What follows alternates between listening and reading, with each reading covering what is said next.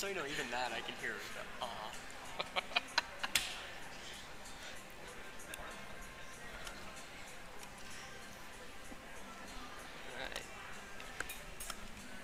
Alright. 3SN. 3SN is live in 5, 4, 3, 2. Welcome to 360 Sports Network. I'm Alex DeLaverson, and with me is James, no doubt, Dotson. Today we are celebrating the return of Sidney Crosby to the Pittsburgh Penguins and his return to the NHL. We're at the Crane Room Bar and Grill in Newcastle, Pennsylvania. Stop by if you're not heading over to the Burgh for the game. We got half off select appetizers, $1.50 Labatt drafts, $2 domestic large drafts, and the best wings and burgers you'll ever have in your entire life. Dotson, how you doing tonight?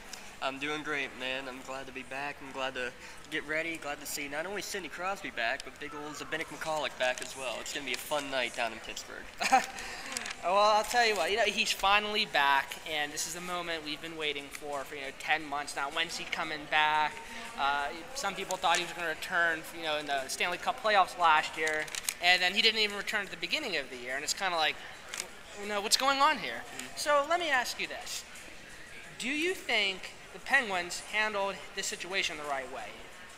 Oh, I think that all things considered, you gotta be careful with these concussions, all these head injuries, especially when he had 2 huge head injuries in back-to-back games. So I think it was right to keep him out. Whether he would have been back in the playoffs last year is unable to be told for sure. But then you start this year and you find out he's still not exactly ready to come back. Oh well. You wait it out, and especially when the team's doing well, they're top of the Eastern Conference, Alex. A lot of people aren't realizing that. You got James Neal, one of the hottest goal scorers in the league right now, Evgeny Malkin averaging over a point a game, and Jordan Staal, who is now the third-line center, as probably one of the more talented, if not the most talented player who's been on the ice so far this year. So when the team's been doing this well, it's hard to rush a guy back. Why do you? Why would you rush a guy back? So now he's good. We know he's perfectly good. The doctors say, yeah, there's nothing to worry about. Now we can get him on the ice and get back into the swing of things. Yeah, when it all comes down to it, a man's health is the most important thing. In the grand scheme of things, this is just a game. And, I guess we will never really know how serious this injury was. He wanted to come back when he was 110% sure it would be the best time to come back. The coaches felt the same way. And honestly, I think fans, started to feel the same way too. You don't want this to turn into another Savard situation or anything like that. And like you said, the Penguins have been holding up just fine. And, some athletes come back after concussion, in just a couple days. And you get the whole card where people are saying, oh, it's so easy to come back from a concussion. So many other athletes do it, Here's the thing. He's Sidney Crosby. He's the face of the NHL. Yeah. He's the chosen one, the golden boy, the kid. And, aside from a man's health being the most important thing from a league standpoint and from the team standpoint, this had to be done. He had to be ready. People thought he was going to retire, things like that. I thought that was personally kind of ridiculous. But at the end of the day, look, he's back now. Pens are in good situation. And, it's time for the Penguins to get back in gear and go get that Stanley Cup, you know what I mean? No, exactly. And, they're talking. This is actually supposedly one of the most highly anticipated games, regular season games, in Penn's history, dating back to Mario Lemieux's return 11 years ago, his first time back on the ice. So it's a great for not only for the city, but for the sport in general, when you have a local broadcast that's now being picked up nationally by Versus or NBC Sports or whatever they are called now, and to be able to fully examine what's going on here with the return of Sid the Kid. And after 10 months, I'm anxious to see how he does. Well, here's the thing. What can you really expect out of him? What should fans expect? Do we expect him to go back on that point streak? Or I think the consensus is at least just get him out on the ice. You know what I mean? But you personally, what do you want to see? I just want to see good shifts out of him. I don't want to see him trying to do too much. I don't want to see him, going crazy. Honestly, I don't expect him to get a hat trick. I've heard some people saying today, yeah, he's going to get a hat trick out there, especially with what I love now with Sydney's return. Also, the Islanders goalie tonight is his debut as a starter in goal. Anders Nielsen is starting his NFL debut, the 21-year-old, because Rick DiTietro, Al Montoya, Evgeny Nabokov, all three of their goaltenders are out. So you have Anders Nielsen making his debut. Oh, you know what? By the way, Sidney Crosby's coming back to the ice. Have fun with that. So, I mean, is a point unexpected? No. Is a goal unexpected? I think that's very much possible too. But all I want to see is when he's got limited minutes, where it is he'll probably have only 10 to 12 minutes of ice time. That you're not going to get a hat trick. You're not going to get multiple goals. If you do, great, but you can't expect it. I just want to see good shifts out of him, and just to keep the flow going and not disrupt what a great team they have already. Yeah, I mean, look, like you were saying, he's coming back against the Islanders, a team that doesn't have a great defense. The goalie, like you said, is probably going to be rattled. I mean, there's so much emotion into this game, so much hype. That place is going to be rocking. For the people who are not listening, the people who are going to be actually at the arena are going to have the time of their lives. I was there when Mario Lemieux returned when I was in 6th grade. That was a special moment. Will this, live up to the same hype situation? I don't know. Some people are already comparing it to, but bottom line, this is a big deal. Yes. So for the people who are actually there, good for them. Oh, and what's sad though is that when I first heard he's coming back, and I heard it was against the Islanders, sadly, what were my original thoughts? My original thoughts were to the insane fight game from last year, where you had Brent Johnson getting knocked out, and I was like, oh, that's a little iffy. But that's a completely different team. That was a team trying to send a message after they felt they were wrong. So I don't think we have anything to worry about in that regard. I think it's going to be a great deal of a sportsmanship too on the part of the Islanders, because they realize what a big deal this is. Their coaches come out and said the same thing, that it's great to have Sidney Crosby back on the ice. He made it sound like, well, I wish he would have waited one more game, but still, it's going to be a fun, good-hearted game, a hard-hitting game. I mean, you're fooling yourself if you don't think Crosby's not going to get hit. He's not going to be at least targeted a little bit, saying we need to hit this guy. And that's, I think, what I'm most looking forward to. What is he going to do that first time he gets hit? How is he going to respond? Is he going to bounce right back off, or is he going to be shaken up? Yeah, I mean, that's kind of how I feel, too. How gun-shy is he really going to be? God forbid if there's another cheap shot on him like there was when he first got injured. There's going to be a brawl even greater than what we saw last year. And I don't think that will happen. But if it does, get your popcorn ready. It's going to be crazy. And I just hope that he's going to take a regular hit. I just hope that somebody doesn't try and go all out. If he gets just normally checked into the boards, yeah, cool. Protect your star. That's fine. But you don't want to go and start a fight just by getting regularly checked. And I don't think anybody on this team is going to have anything to worry with that. I don't think that's going to happen. You can make all the Matt Cook jokes you want, but he's not going to go head hunting because somebody checked Sidney Crosby. And Crosby will be the first one to tell him to do that too. So. And now, I mean, like we've been saying this, during the show, the Pens have been playing great. And a lot of people were worried that when the best player in the world comes back to one of the best teams, is that going to throw off a lot of chemistry? Yeah, that's understandable. I mean, I don't think it will, honestly. I mean, I don't see how when you add the best player in the world, you get worse, you know what I mean?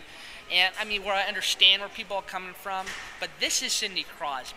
You know what I mean? He what we learned from him last year, he could score points too. People said he was well-rounded. He can definitely be a point scorer. Yeah. You know what I mean? And now here's go for it. All right, well, another question I had was, how do you see these lines shaping up?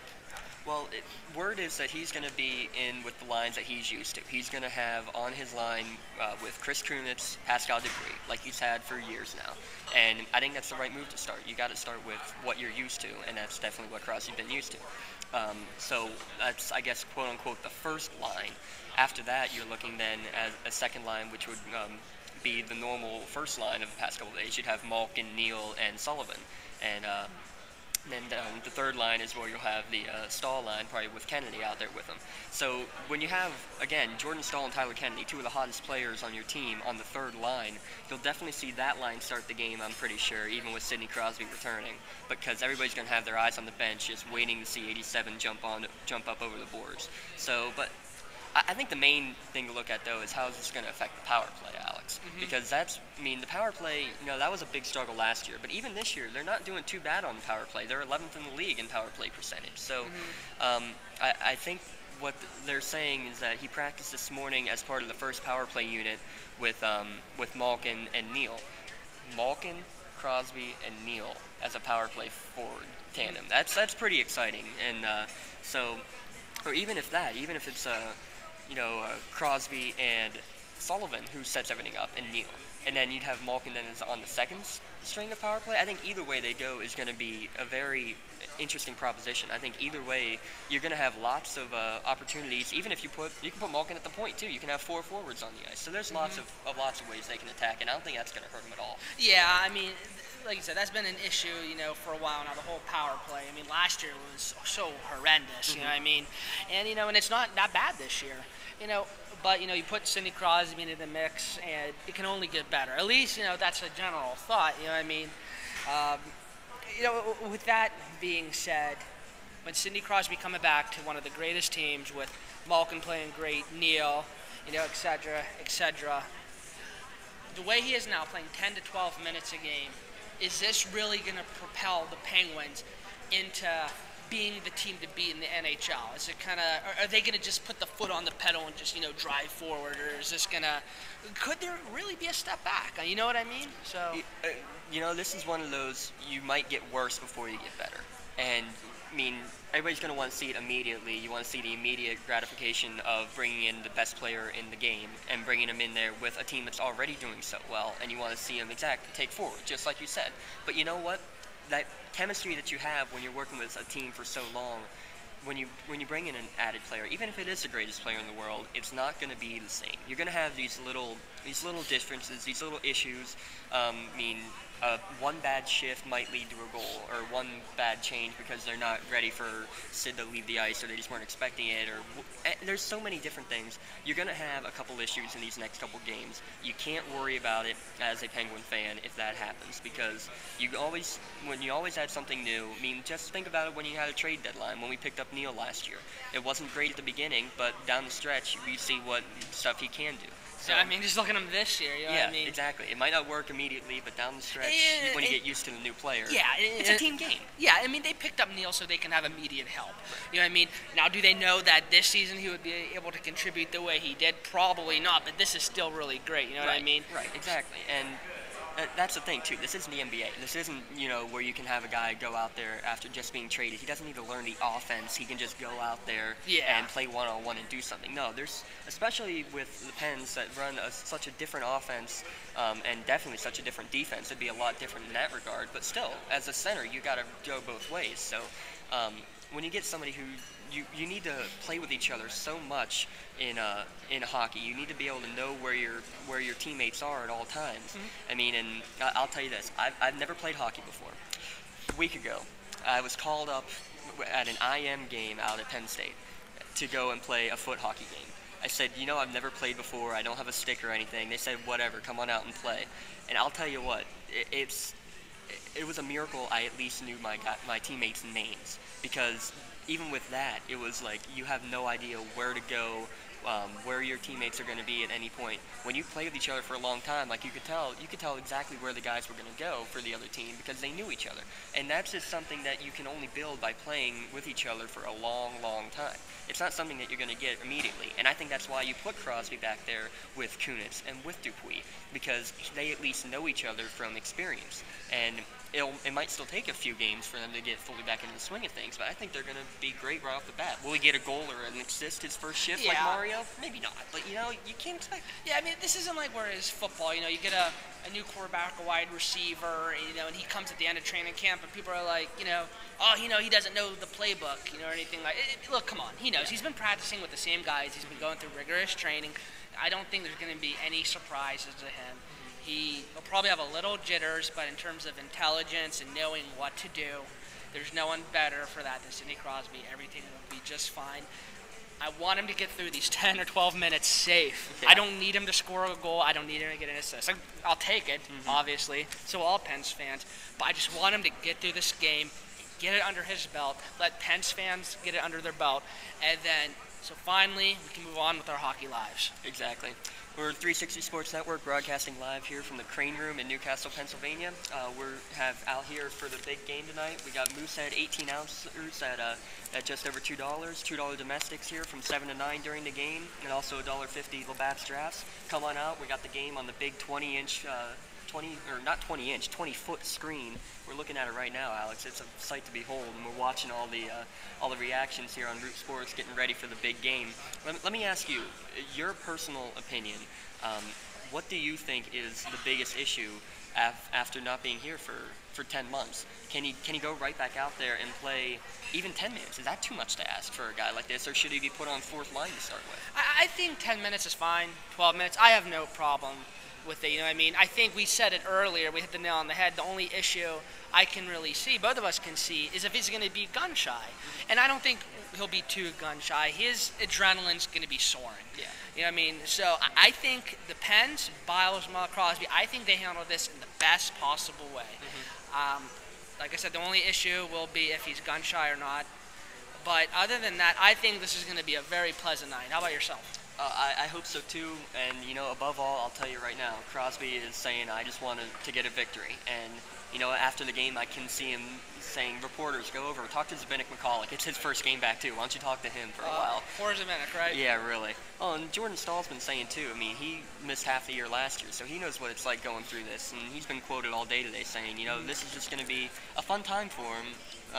Fun's a very relative way to put it, but it's going to be just an exciting, energetic, and enthusiastic atmosphere all throughout Consol Energy Center. And yeah. I can't wait. I'm ready to drop the puck now, and we still have almost an hour to go.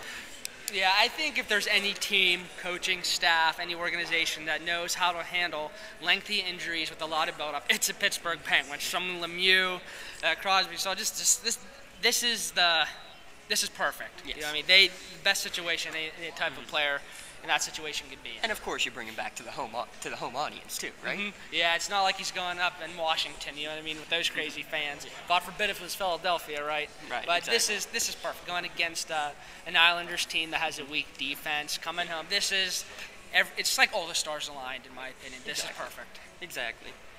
Again, we're here at the Crane Room in Newcastle, Pennsylvania. Come on down, check us out. You're listening to us at our website, 360 Sports Network. If you have any questions or comments, we'd love to hear your reactions to Crosby and everything else going on sports-wise. You can send us a message through our website, 360 Sports Network, or you can send us a tweet. Our hashtag is @3SNetwork. Let's shift gears here a little, Alex. BCS rankings just came out after a crazy weekend. BCS chaos for sure.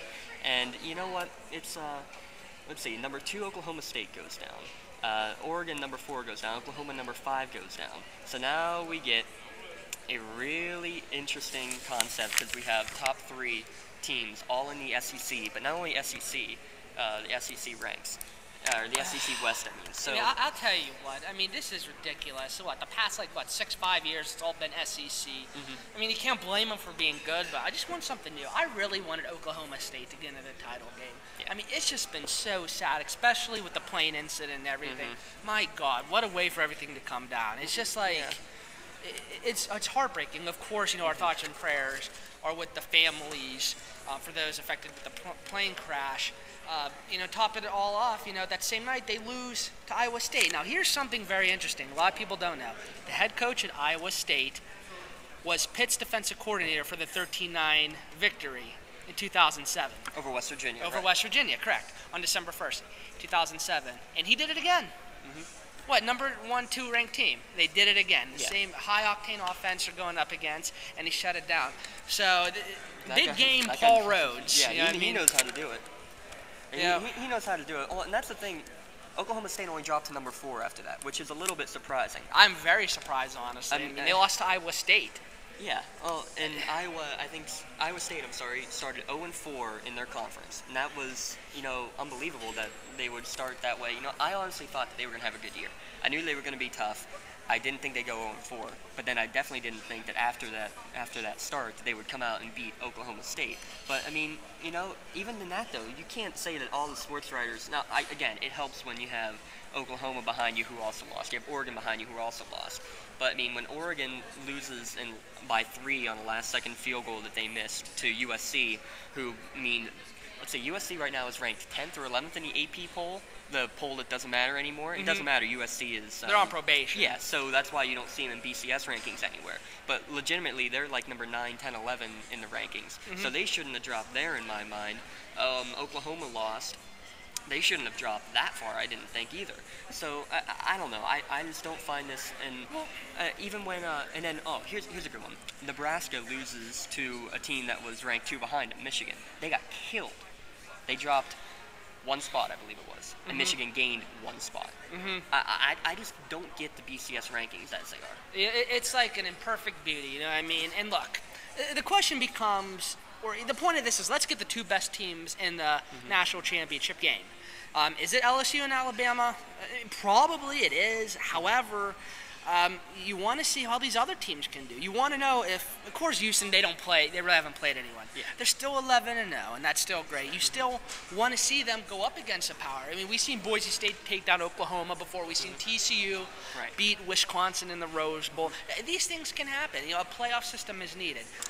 Let's just look for fun real quick. If we had an 8-team playoff, look what we'd have. We'd have LSU versus Houston, the 2 undefeated teams playing immediately. You'd have Alabama versus Boise, Arkansas versus Stanford, Oklahoma State, and Va-Tech. I mean, those are. I mean, if you go an 8-team route, I mean it's an extension of the regular season, but the bowl season goes for 3 or 4 weeks anyway. Yeah. So I mean, just to play devil's advocate there, it's something interesting to look at. Look, yeah, like you said, it would be an interesting 8-team playoff, and at the end of the day, I think these are obviously the best 8 teams. Well, I mean, I'd have more confidence putting Oklahoma in the top 8, but you can kind of just count on them for blowing it when it counts, It's just unbelievable they lost to Baylor the way they did, you know what I mean? And so, like I said, Houston and Boise, before people throw daggers at me, I shouldn't say Boise. I want to see what Houston can do. Well, sadly, we're never going to know. No.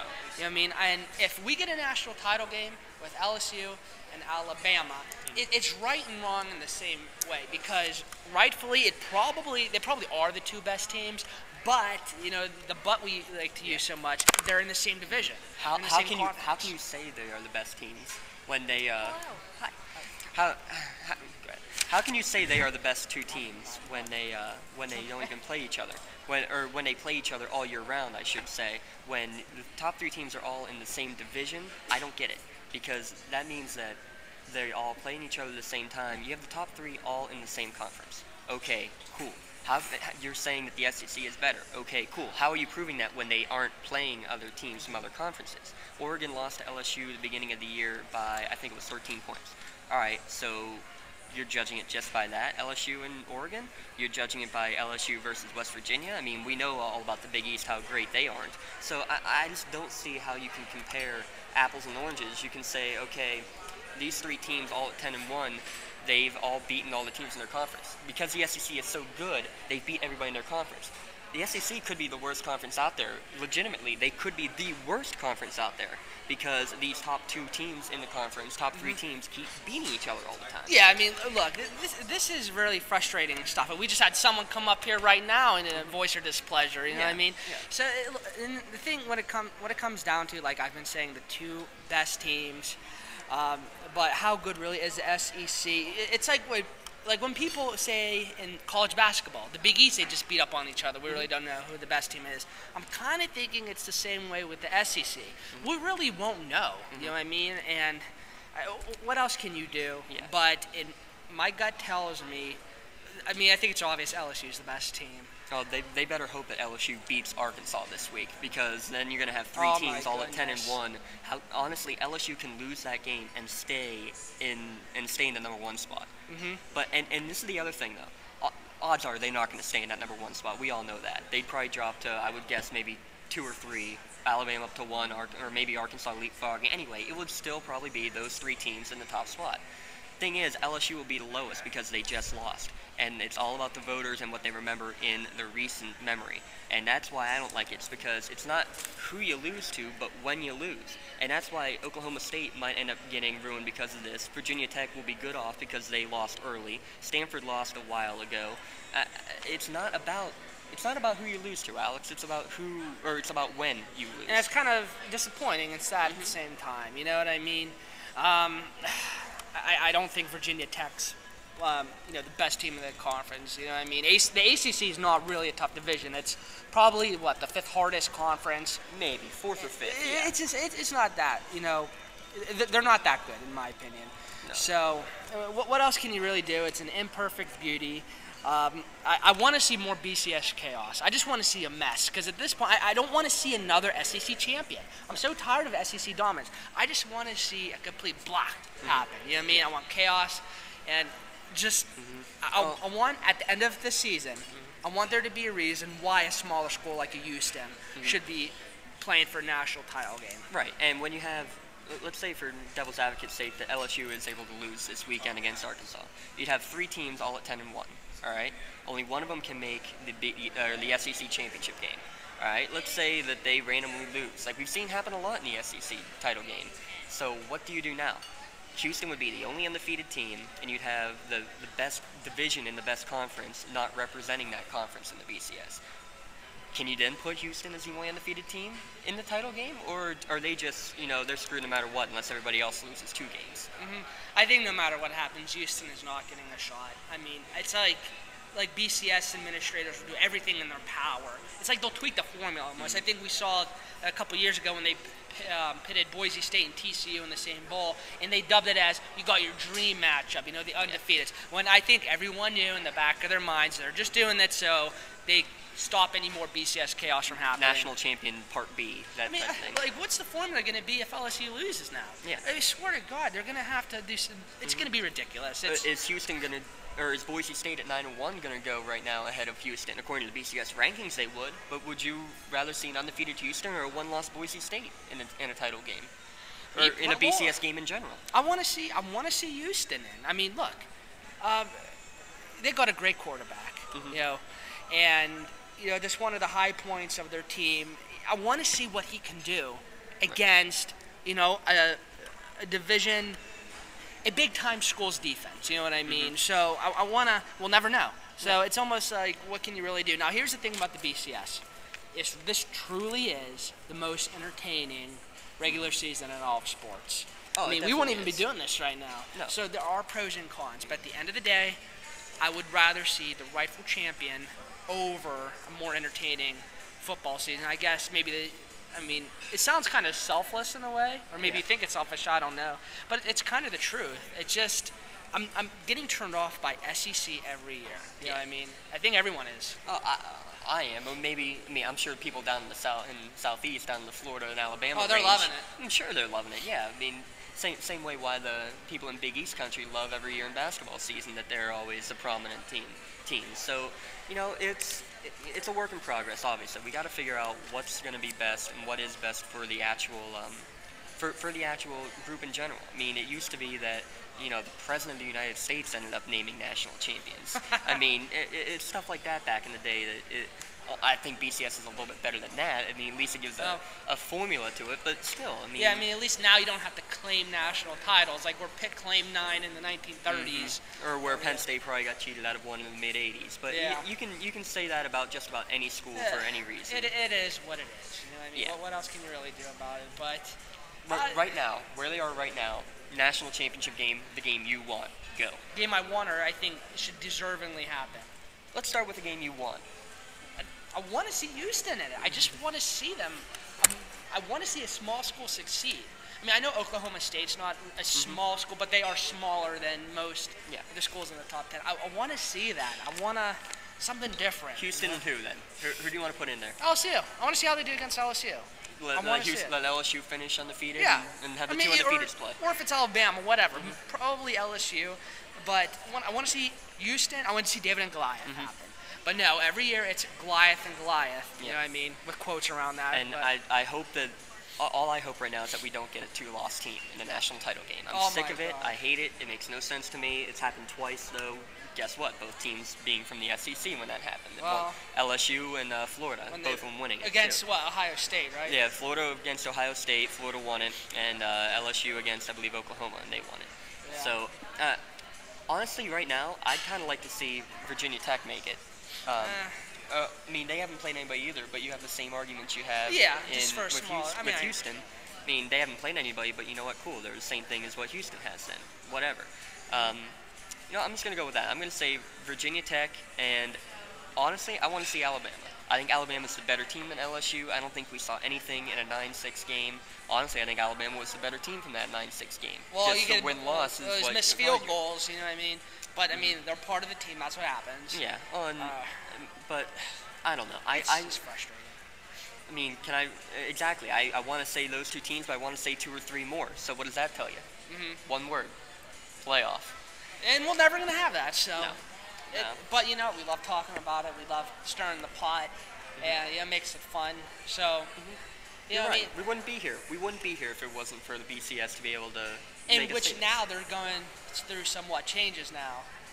Possibly, there's been some speculation that there won't even be automatic qualifying bowl bids. Then what's the point of conference realignment? No. Then everything just happened for no reason. Yes. It's ridiculous. I'm getting so sick of everything. Yeah, well, we're going to let Alex take a little chill pill here. We're live here from the Crane Room in Newcastle. We're going to take a quick 2 or 3 minute sports break, and we'll be back to talk more about Sidney Crosby's return, a little bit of the NFL, and we'll stir the pot a little bit more with some more we'll BCS find a way. chaos. Don't worry. We'll keep talking with you.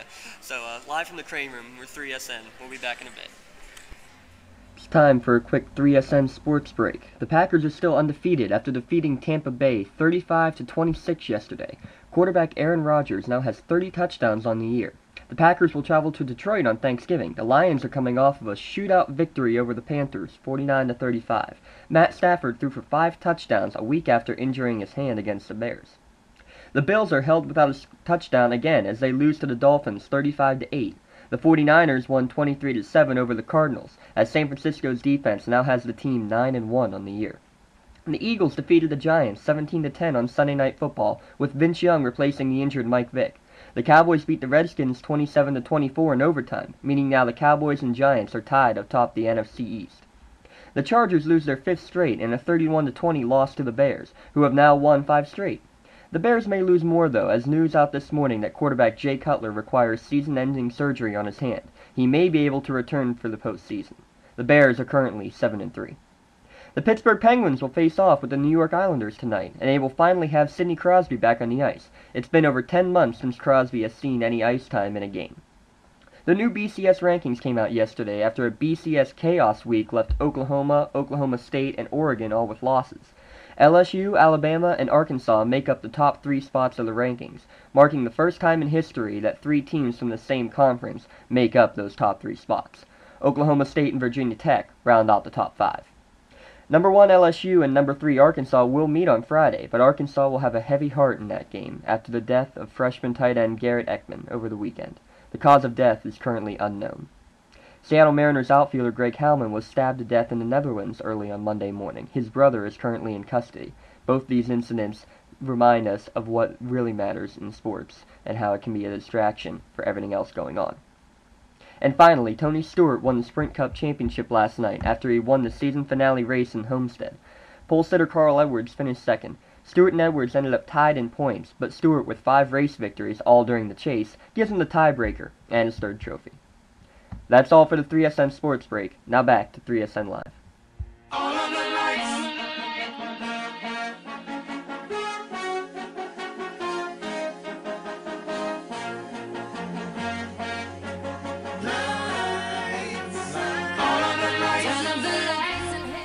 Alright, welcome back to the Crane Room for 360 SportsNetwork Live. We're here for Sidney Crosby's return to the ice. It's an unbelievable scene going on in Pittsburgh. They're already practicing, but let's get back real quick to a little bit of BCS discussion. We just had a viewer comment in regarding the what the deal is with 2 lost teams making it into the championship game. He says the 2 lost teams in the championship had to happen, and he actually says that the SEC champions should have an automatic bid. And he says that includes Georgia, if Georgia were to happen to win it this year, too. What are your thoughts on that, Alex? I'm not so sure. I get where he's coming from and everything, and it's like what I've been saying. You want the two best teams in there, but you really truly never know unless you kind of go outside your conference a bit. Now I'm not too familiar with the teams LSU was playing in 2007. Another interesting thought is, what if Pitt would have lost to West Virginia? They had one loss in there too. You know what I mean? So would you rather have one loss Big East team in the national championship game or a 2-loss SEC team? So those are the kind of things you have to think about. And from my perspective, at that time it was fine because SEC wasn't dominating. The reason I don't want to see SEC teams keep winning championships and getting in the title game, it's just too redundant. It might be deservingly so, but I want to see another deserving team get in there. So I mean, I respect where our viewers coming from. I just want to see something new. You know what I mean? And he responds to you on that. I would just hate to see LSU or Arkansas lose to Georgia and then see Bama then get into the national championship. He says if the regular season is the playoffs in college football, only conference champions should get the bid. And you know what? I can understand that. I think that if you're going to do that, yeah, how can you have? We've seen it in years where a team doesn't make the conference or doesn't make their conference championship game at all, but ends up making the national championship game, and that to me is complete bogus. I think you're exactly right on there, Dan. So I mean, I don't know, Alex. Well, remember, Ohio State and Michigan in 2006 too. People were saying, well, Michigan only lost by 3 points. Ohio State, they truly are the two best teams, but they're not the conference champion. Yeah, there's too much, this and that. It's like you're branching off into things. And what happened? What happened when that went to the championship game? Ohio State versus a 2-loss SEC team in Florida, and they won. Florida wins. Not only did they win, they won 41 to 14. Yeah, and I don't want to hear the Ted Ginn wasn't playing thing. I've actually heard that a lot, and they were completely dominated, and it was clear Florida was the best team. It's still a team. It is what it is, but I just want to see something different. I have no problem with it. I'm just getting numb to it. You know what I mean? I mean, we're sick of seeing an SEC team every year because it does seem like they have an automatic bid. I don't think they deserve one, but the way the conferences are right now, I can understand why it looks that way and why they think they should. So, last year, obviously, too, I think SEC went like 6-1 in the bowl games. But I remember it was 2 years ago that the Big Ten versus SEC, they play in like 4 or 5 bowl games against each other every year. I think Big Ten went 4-1 that year, or 3-1, or however many games they played. So, but they still said, you know what, whatever, the SEC is still the best. And I don't even care about the bowls and the BCS rankings anymore. I hate that when SEC teams beat up on each other and there's an upset, it's because the SEC is so good. And that's like how it is with Big East in basketball. Right. If you're going to use that, you got to say the same thing with the SEC. But then when you say that the ACC, Big 10, Big 12, when you have a low team like Iowa State beating Oklahoma State, it's not that the Big 12 is so good. It's that it's because the Big 10 the Big 12, is terrible because the low teams lose. So you can get that in any way. And then you have a couple idiots who will even say, well, the Big East the other year won most of their bowl games. You could say the same thing. The Big East is a complete garbage conference. The only semi-good team was West Virginia in 2007, and they even choked. Well, what's tough too with the Big East is that they don't have right now, at least, and I don't think it's going to continue. They don't have the bowl games notoriety. I think 7 Big Ten teams had bowl games on January 1st or later last year. I think the Big East probably had 1 or 2. One of them was like the Beef O'Brady Bowl the day before the national. Birmingham, Alabama, Compass Bowl, yeah, scrapbook toilet paper. But just bowls you don't even really hear of. I truly don't care. No. I mean, look, I'm a Pitt fan, but even I can, I would be completely biased if I said, these bowls are meaningful. They're not meaningful. No. And, when it all comes down to it, there's supposed to be a reward for the players. How rewarding is it? You get to go to Alabama and play one extra game, another month of practice. I mean, that's just my opinion. Maybe I'm not a player, so I really can't comment, but just, that's just how I'm looking at it from the outside. So I don't know what you do with all these unnecessary, I don't want to say unnecessary bowls, but... Because you still want to reward the teams, but, I mean, you can do that, and if you want every single bowl-eligible team to be rewarded, you're going to have the toilet bowl, the soup bowl, and the Tostitos chips scoop bowl thing, whatever. Yeah, get some salsa with the games, and whatever happens. Well, if you're a team like Pitt and you're 6-6 and you get accepted to bowl, I would just deny. I do not want to see them get blown out by Western Kentucky or ITT Tech. You're so guaranteed that they're going to lose no matter who they play. They're not a good team. It's like people look at me like I'm crazy. Thinking they're not going to win the Big East. But enough about the Big East and Penn. No one cares. So. We're broadcasting live from the Crane Room here in Newcastle, Pennsylvania. Come out for some special deals, 7 to 9 for the big Penguins game and Sidney Crosby's return. They have $2 domestics on tap for you, $1.50 Labatt's drafts, moose heads, 18 ounces, and half-price appetizers, and of course some of the best wings in town. Let's shift gears before Alex really pops an artery over here talking about the BCS. Let's move over to the NFL. We got to start with the most obvious. Green Bay Packers. They've won another one. They're now 10-0. You think they have a chance to go the rest of the way? Probably not, only because just going 16-0 is just a hard thing. You know what I mean? I think I had the Patriots and Packers in the Super Bowl before the season started, and people said, well, that's not really a bold pick. But, that's kind of just what I thought. Let me stop you real quick right there. If that happens, we're going to have Aaron Rodgers throwing for getting 100 points on the scoreboard. Oh, my gosh. The way his offense is going and the way the Patriots' defense is going. I know. I'll tell you what. I mean, the Patriots' defense is completely terrible, and people are saying that's why they haven't really advanced to the Super Bowl the last 7 years. For being the mighty Patriots, I think they're the third of the 3 teams in Boston has been experiencing this championship drought. Is it because of defense? Getting back to the Patriot way definitely has something to do with it. I'm still going to go with the Patriots winning the AFC. I just don't want to go back on it. I know Steelers beat them. The Bills beat them. I think it's safe to say the Bills aren't a threat anymore. And when it comes down to it, I would rather, if I'm a Steeler fan, rather play the Ravens 20 times than play the Patriots once in the playoffs. Yeah. Even though they just beat them. But it's the Packers. I see them the worst. They'll finish probably like 14-2. You know what I mean? Yeah. And also, let's say if they go 14-0 or 13-0, whatever. There's a whole, we're going to set our starters thing. You know what I mean? Right. And I'm not really a fan of it. I'm more of a momentum type of guy. But then you can, do what happened to Wes Welker. I mean, it is what it is. You know what I mean? I don't blame any coach, for the approach they take. But I'm sticking with my Super Bowl pick, Packers and Patriots. I don't hope the Patriots get in the Super Bowl because I hate them, but I think that's what's going to happen. Oh, and you know what? I think the big game to look at to see for the Packers down the stretch is coming here on Thanksgiving. We're going to have a nice hearty Thanksgiving meal. We're going to see Green Bay traveling to Detroit in Ford Field. What's this? An actual Thanksgiving game that means something for the Lions? Well, I'll tell you what, and I'm a Steeler fan first, but I do really want to see the Lions do well, only because it's like they've been rebuilding for the last 50 years. I'm no way a Detroit Lions fan, but it's a feel-good story, And I kind of wanted the Bills to do well too. Yeah, we'll get to the Bills in a minute because they remembered who they were. Yeah, I think it's pretty important. Yeah, circling the wagons. They're going to be circling their coach to get him out of there shortly. But no, sticking here with the Lions for a minute. 7-3 now after a shootout victory over the Panthers. Look back to the beginning of the year in the preseason where they completely shut down Tom Brady.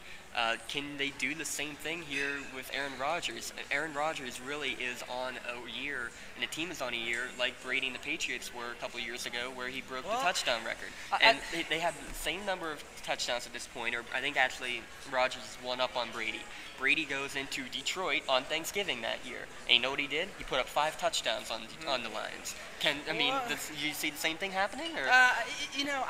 If there was a team to beat the Packers, you would assume it's going to be starting with the Lions. If the Packers are going to start losing games. Do you believe he just said that, folks? If anybody's going to beat the undefeated Packers, it would be the Detroit Lions rebuilding since 1958. Just at this point in time. I wouldn't say that 2 years ago or a couple years down the road. What I'm trying to say is they're going up against a 7-3 Lions team who has a great offense. They got Megatron. I'm not saying they're the only team that can do it, but I mean, Stafford, the Megatron, and I love, Sue, Fairley. I like the Lions, and I think they can do it. They can. I don't. At the end of the day, I think the Packers prevail, though. That's just my gut. You know what I mean? Detroit, they always play better on Thanksgiving because they're used to playing on Thanksgiving, and that's like their big primetime game of the year. Now, when you're going to be even more pumped up, I could give Detroit a great chance, and I think they are the only team right now that can beat Green Bay because the Bears have just lost Jay Cutler for the year. Well, I know a lot of people don't like Jay Cutler, and he's obviously not the greatest quarterback in the NFL, but some idiots have even been saying, oh, Jay Cutler, now that he's gone, the Bears are going to light it up on fire. Like, come on, give me a break. Even if Jay Cutler's not the greatest quarterback, he gives you the best chance to win. He's been good recently too. He's been putting great that's numbers. another thing. So I think there's just an automatic hate for the guy. You know what I mean? There is. Look, any team can have an off game. The Packers can't have an off game. It's human nature. At least you would assume it's human nature to kind of I don't want to say take a game off, but not be as pumped for a game. And upsets happen. Yeah. They just happen. Look at the Dolphins the last 3 weeks. I'm not sure if you can call them upsets anymore. They just defeated the Bills. They held them without a touchdown. It's the second straight week the Dolphins have done that. 35-8, the final score. Is it all over for the Bills after starting so well? They were another team I wanted to do well just because they haven't been winning recently. And I always liked Dave Wanstead as a person, and I wanted him to do well too because he's assistant head coach. But I think they're waking up. Yeah. You know what I mean? They're finally realizing it's the Bills. They're realizing how to stop Fitzpatrick a bit. This is, when they beat the Patriots, everyone's like, this team's frail. And, when it became apparent the Patriots' defense is not what it, So it just, they're done, I think. I hate to say done, but I think the wheels are definitely coming off the wagon. But I hope they find a way to bounce back. Well, still though, if the Patriots, they play the Chiefs tonight, Tyler Palko's first start. If the Chiefs are able to pull off that game, the Bills are still only one game back of the Patriots, and the Jets right there with them. Bills and Jets at 5-5, the Patriots 6-3 going into the night. I mean, I don't know. First of all, let's start with that game tonight. Do you think the Chiefs have any chance with Palko? Oh, they're not going to win. I mean, it's the Chiefs against the Patriots at the end of the day. Well, then again, Hey, Patriots can... Chiefs are on a roll right now, too. Yeah. I don't know. I guess my gut still just tells you the Patriots are going to win. And I know Tyler Palko, former Pitt Panthers, having his first career start. If there was a team that he was going to go up against, much like Crosby and the Islanders, this is the team. This defense is horrible. Yeah. The Patriots are going to win at the end of the day. I think it's apparent. Palko, he'll have an okay type of game for someone making his first start. I could see 16 for 30, 198 yards, a touchdown, an interception, and that wouldn't be too bad, but I just don't see the Chiefs winning. You need a heavy dose of Jackie Battle to start with. You need to run the ball, but then you got to, use your tall receivers. Use Dwayne Bowe. Use John Baldwin. Little Pitt connection there, a few years separated. Well, yeah, too bad they never played with each other. Yeah, well, we'll save. That's another story. Yeah, but, there are lots of storylines going into a Monday night game that now is probably not going to be watched as much, at least around these parts, because of Crosby's return. You can't go without mentioning the 9-1 49ers. They beat up on Arizona last week, knocking Skelton out of the game. 23-7, they beat the Cardinals. The 49ers have pretty much clinched the division already, and we're not even to Thanksgiving yet. Yeah, I mean, they're 9-1. No matter if you have a softer schedule than usual, you're definitely bound to be somewhat good, they're a good team, and it's been fun following them. I went to the 49ers press conference, interviewed Harbaugh, interviewed Patrick Willis, Gore, and those guys, the fire in their eyes, even when they're interviewing. This whole season has just been a great story for them as well. And I don't see them winning the NFC, but all the NFC, knowing the way this conference is, any team can come out. But like I said, it's going to probably be the Packers, but they'll get to the playoffs and maybe win, one game if they get that bye. But I wouldn't crown them, Super Bowl bound like some of our friends, do. You know what? I'll tell you what though, they do have a stellar defense right now. They're unbelievable. Guys like Navarro Bowman are coming out of nowhere, have done nothing the past 2 years with the team. Now all of a sudden are going well. As we speak, we have a few Pens fans coming in to watch the game. We're ready to roll here. About 20 minutes now from face-off. And I'll tell you what, though. I can see the 49ers actually making a run at least towards the NFC Championship game. You're right. But I can see them going even further. If their defense keeps playing the way they're playing, and, who would they end up playing? I can't think of a team right now in their conference that I could for sure say would be absolutely going to beat them. Can you? It's the NFC. I mean, there's no uncertainty, but like I said, I think the Packers, I'm sticking with my pick. If it's not the Packers, I mean, the Niners are definitely capable. But I don't know. There's just something I just can't envision Alex Smith being, a Super Bowl quarterback. I think another surprising thing we have to address is the state of the Philadelphia Eagles. So much for a dream team, right? I mean, look, I don't think anyone expected 4-6. I mean, when all these acquisitions and stuff, I was one of the first to say, oh, hold on, they're not going to go 16-0. I didn't see 4-6 happening. At least Vince Young, the guy who coined the Dream Team phrase, at least he pulled off a victory in his own right, taking Vic's place last night. He led the Eagles to a big win. Again, another win that I think is saving Andy Reid's job for the time being, and at least keeping him within striking distance. You got the Giants and the Cowboys now at 6-4 atop the division. So. I tell you what's been disappointing was the Tampa Bay Buccaneers. I actually thought they were going to do good. I thought Josh Freeman was going to be great. I really did. I thought this, it seems like, every year or so there's a breakout quarterback. I kind of just envisioned it with him, and I'm kind of disappointed. But it is what it is. And now here's another question.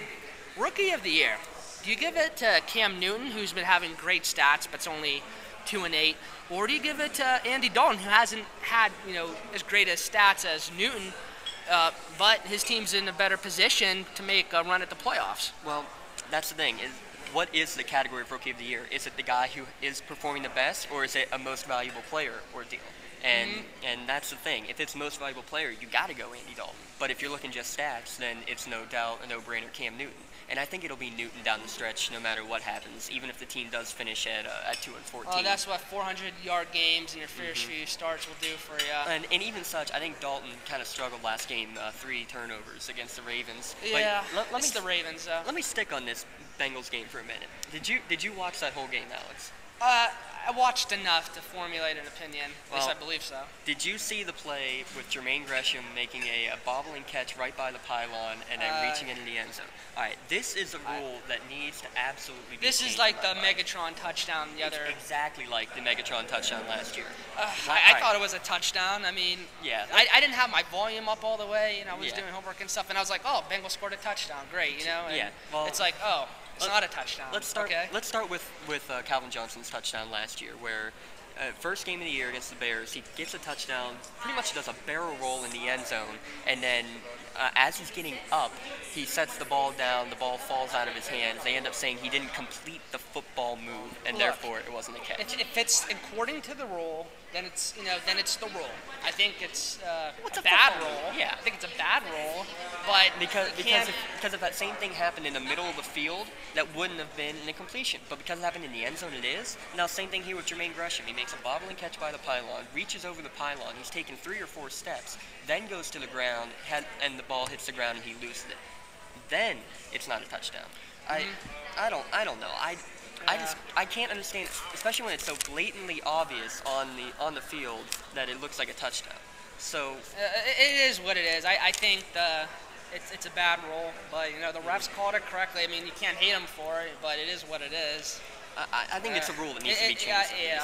I mean, you just look at it. It's like, how is that not a touchdown? But if you want to get all technical about it, it was the right call, but it's a terrible. See, even technically, I don't see how that's technically a drop or an incomplete pass. How many steps do you need to get? I don't think it's technically an incomplete pass too, but I guess for some reason NFL officials think it is. I don't think it. I just don't see how it's not a touchdown in my eyes, but I guess officials do. I mean, or even this can even date back all the way to Troy Polamalu's interception leading up to Super Bowl 40 against Peyton Manning, where he caught the pass, did 2 flips on the ground. Yeah. As he's getting up, he needs the ball out of his own hand. Yeah. Well, I mean, I thought. I'm a Steeler fan. I'm gonna try not to be biased, but I mean, I thought that was a pick, but I didn't. If I'm correct, didn't NFL officials come out and say that was a wrong? Yes, they did. Okay, then they did. Then at least there's been.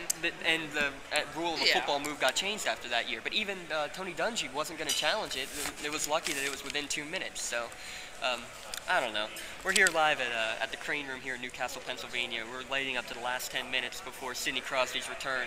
So let's do real quick here with the NFL. What coaches do we have on the hot seat right now, Alex, that you think are in danger of losing their job? I tell you what, it seems like Jack Del Rio's been coaching there forever, isn't it? Yes, it And has. it seems like they never have a good season. I think the one time I remember having a good season is when, unfortunately, they knocked Pittsburgh out of the playoffs. I mean, it's like this guy's been there forever. I know some owners like consistency and keeping the same guy in. I mean, that's kind of how the Steelers did it. But, I mean, if you're not getting results, I think Del Rio's going to be gone soon. Yeah. Another coach, that's on the hot seat, and I don't think he should be, just because he's only a few seasons removed from a Super Bowl appearance is Ken Wisenhunt. Yeah. I mean, the Cardinals have had a bad history, and a Super Bowl appearance and a playoff appearance, 2 seasons back to back. It's great. And then you have a couple bad seasons when Warner retires. I would say just hold on a minute. Yeah. Is there anyone better out there? At the end of the day, is there anyone better out there? Especially when you got a good chance of getting somebody like Andrew Luck still. You still got a great chance. I still think he's going to go to the Colts. Now, here's something. Would you honestly try and lose games to get Andrew Luck? I mean, let's just say if it's not Andrew Luck, you just, people were saying, Cavaliers are losing games to get LeBron James. I don't follow the NBA. I don't know the situation. But the point I'm trying to make is, do you think it's wrong or right for a team to try and lose games to get that player? You know what I mean? I don't think you should try to lose games. I mean, I think it's also a business, though, and you got to look at it from the business perspective. If you feel that you're going to get the best player available and you think he's going to help your team that much, then you're doing for the betterment of your team. Exactly. Now, if it's like a lottery, like how the NBA and the NHL is, I think it's too risky to lose games. Oh, you might not. Definitely. But like if it's something in the NFL where you get the worst record, you get the first pick, and you just, for whatever reason, this guy's going to turn your program around, I wouldn't have a problem with. But then honestly, once you get to the Jaguars at 3-7, or the Vikings at 2-8, why wouldn't you lose the rest of the games? You're not making playoffs. There's no point. You might as well get a high. I mean, I don't know. I hate to say it like that. I don't want to come across. But that's the way it should seem. And if you're running a business, honestly, if you have a businessman running the team, you would do that too. I don't morally agree with it, but from a business and team standpoint, you got to consider it. I mean, I don't know. Well, let's take a quick sports break. We're here live at the Crane Room. When we come back, we'll be counting down to Sidney Crosby getting on the ice for the Penguins for the first time in almost a year, well over 10 months. So we'll be right back here at 3SN Live.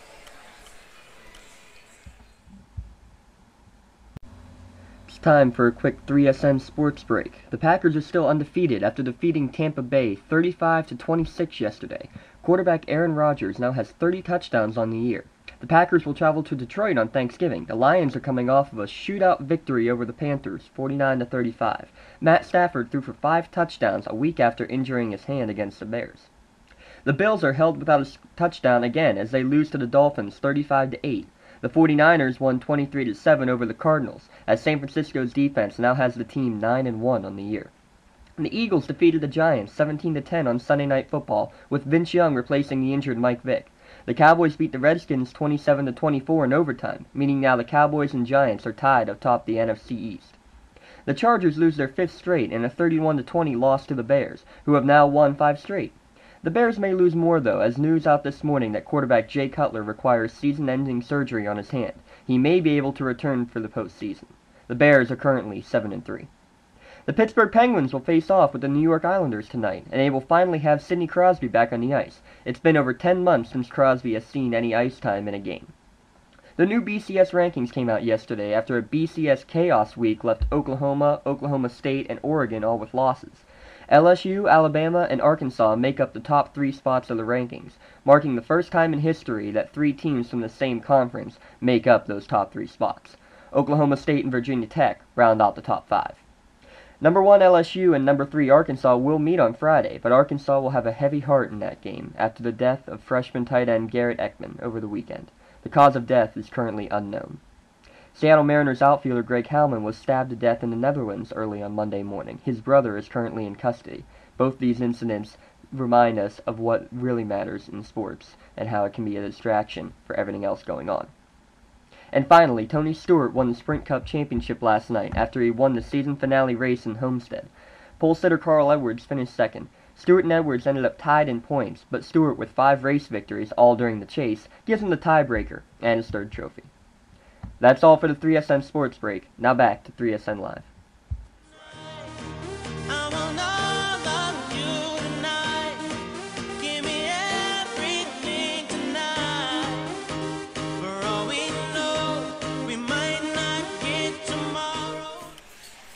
Welcome back live to the Crane Room in Newcastle, Pennsylvania. We're getting ready for the Crosby's big return. They're just did the Dan and Dan portion on Root Sports here. we're less than 5 minutes away from face-off. Down here at the Crane Room, we're going to come watch their game on the big 20-foot screen. They got Mooseheads, 18-ounce here, just over $2. $2 domestic beers on draft, and $1.50 Labatt's drafts here. Great deals and great wings, and a great time here for Black and Gold night. So we're getting ready for face-off here, Alex. Team's about ready to come out of the tunnel.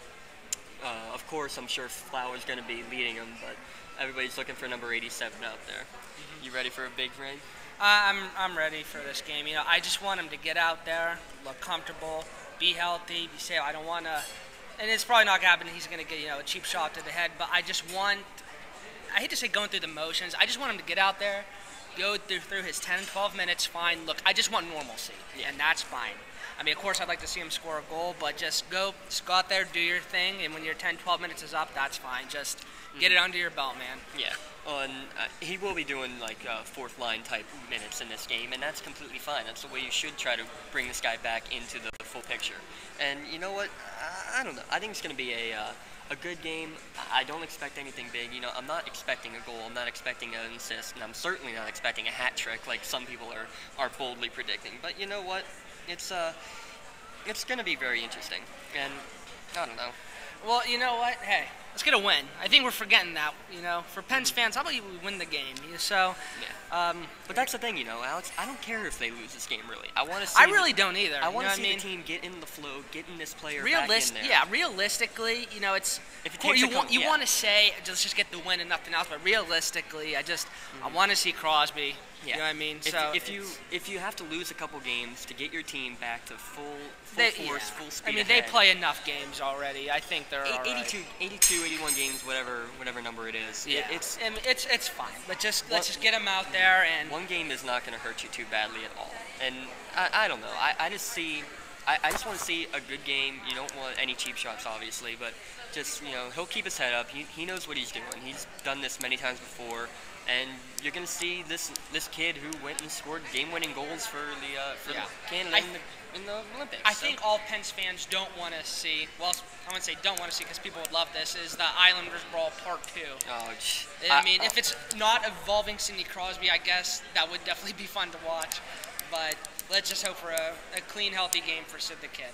Yeah, I don't think we have to worry about that too much, but again, I don't know. You keep watching. They keep showing clips of him in warm-ups or in practices over the last few weeks, and I mean, he looks sharp. He looks fine, but still, this is with no contact. And even in practices where he has had contact, it's been very limited, and you don't see any tape of that, obviously. Well, you know what? Here in about 2 minutes, I think a lot of questions should start to be answered. So. Let's it's going to be a fun game. Let's enjoy it. Will we see him start the game, or will the Pens stick with their normal lines and put Stahl out there to start? I think he's coming out there. We'll find out in about 40 seconds. But I mean, if I had to make a guess, I think he'll come out there. Yeah. Well, I don't know. I can see it either way. There's Sid the Kid there on the big screen. Thank God for Root Sports. Yeah, no kidding. You know what? I'm excited to be watching this game here on a 20-foot screen here at the Crane Room. This is the place to be. Listen, for the people who are not at the game, come here. You get a big 20-foot big screen TV. I'm telling you, the wings here are amazing. Even if it's not wing night or whatever, I love the Wet Ranch wings. I'm surprised you don't have an order right in front of you right now.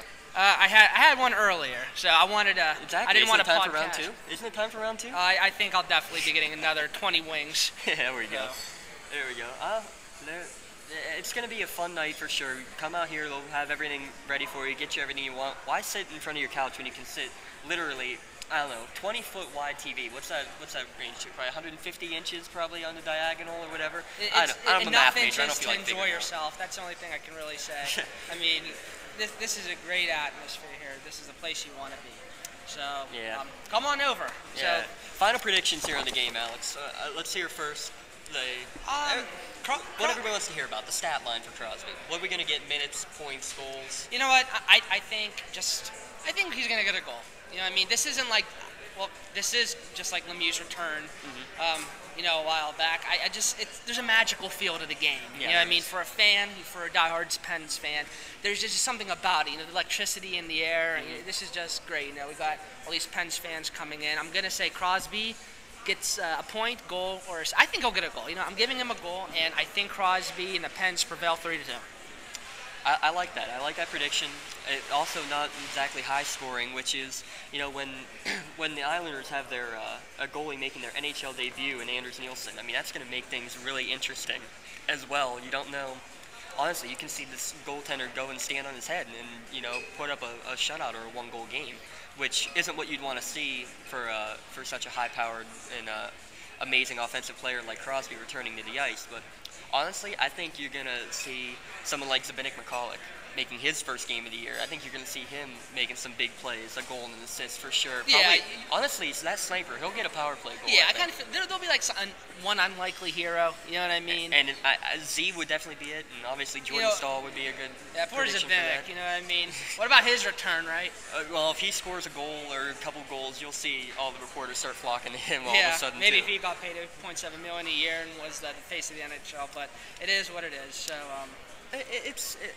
I agree with you though. I think we're gonna have a good game. I think Crosby. I'll give him an assist. I won't give him the goal. I'll give him the assist at least. So and here's another question: is this game on Versus as well?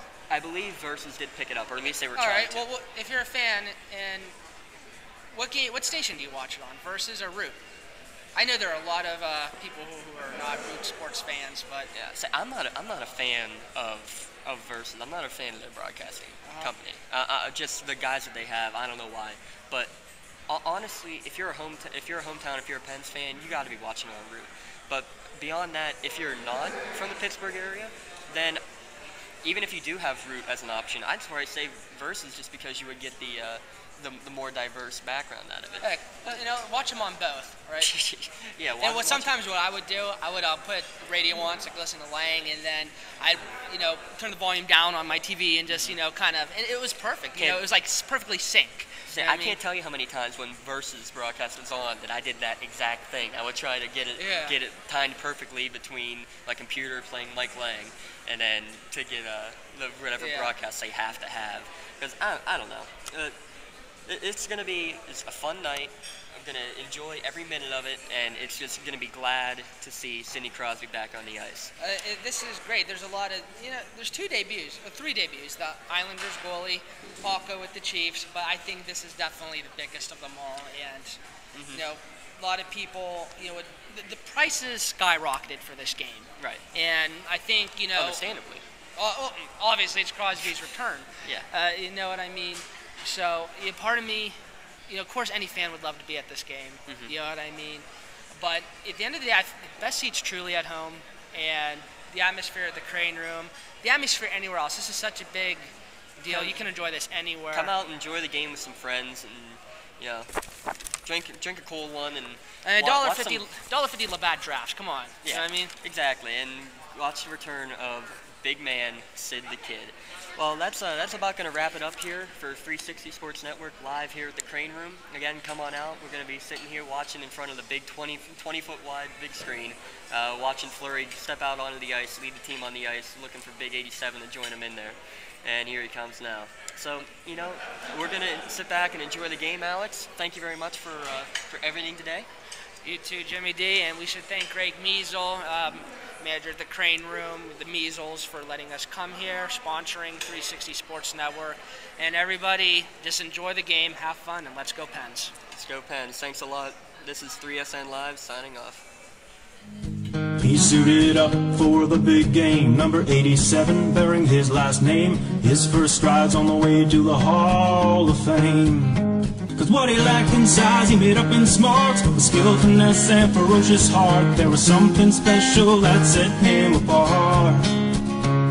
From the first face-off, everybody knew he would play on till the final whistle blew. This kid's Full Harbor's finest through and through.